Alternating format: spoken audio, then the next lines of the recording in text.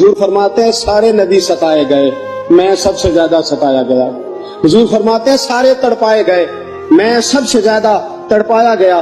حضرت سلمان فارسی فرماتے ہیں نبی پاک کا چہرہ مبارک بھوک سے اترا ہوا تھا، نبی پاک علیہ السلام کو شدید بھوک لگی ہوئی تھی۔ حضور نے فرمایا سلمان 3 دن ہو گئے کھایا کچھ نہیں، چل جا ابو ذر غفاری کے پاس چلتے۔ فرمایا ابو ذر غفاری کے باغ میں گئے، جاتے ہی میں نے حضرت ابو ذر غفاری رضی اللہ تعالیٰ عنہ کے باغ میں جاتے ہوئے جناب عثمان غنی کو بھی لے لیا، جناب ابو بکر و عمر و علی کو بھی لے لیا۔ پہنچے، جا کے میں نے کہا کہ ابو ذر 3 دن ہو گئے نبی پاک نے کھایا کچھ نہیں، 2 جہاں کے شاہ ہیں پاس کچھ رکھتے نہیں، 2 جہاں کی نعمتیں ہیں ان کے خالی ہاتھ میں، فقر اختیاری ہے، نبی پاک نے خود اس کو اختیار فرمایا، 3 دن سے کھایا کچھ نہیں۔ فرماتے حضرت ابو ذر رضی اللہ تعالیٰ عنہ کی آنکھوں میں آنسو آ گئے، کہنے لگے یار مجھے پتہ ہی نہیں، کسی نے بتلایا ہی نہیں، میں تو سویرے بھی پیٹ بھر کے روٹی کھائی اور حضور اس عالم میں۔ فرماتے گھر گئے، ایک بکری تھی اس کو ذبح کیا، اپنی بیوی سے کہنے لگے جلدی جلدی روٹیاں پکا، جلدی جلدی سالن پکا، تجھے پتا مصطفیٰ نے 3 دنوں سے کھایا کچھ نہیں۔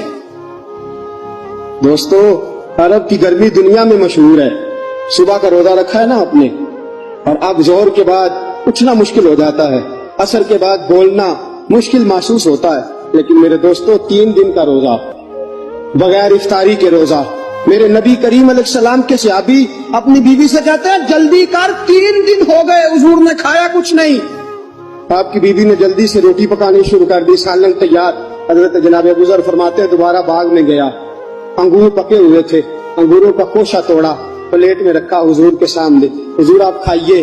اتنی دیر میں روٹیاں پک کے آ جاتی ہیں، سالن پک کے تیار ہو جاتا ہے۔ فرمایا حضور ایک کھجور اٹھاتے ہیں، منہ میں رکھتے ہیں، پھر بڑی دیر سوچتے رہتے ہیں، پھر ایک انگور اٹھاتے ہیں، منہ میں رکھتے ہیں، بڑی دیر سوچتے رہتے ہیں، پھر ایک انگور اٹھاتے، بڑی مشکل سے 2-3 انگور حضور نے کھائے اور گہری سوچ میں حضور رہے۔ فرماتے ہیں اتنی دیر میں روٹیاں پک کے آ گئی، سالن میرے نبی پاک کے سامنے آیا۔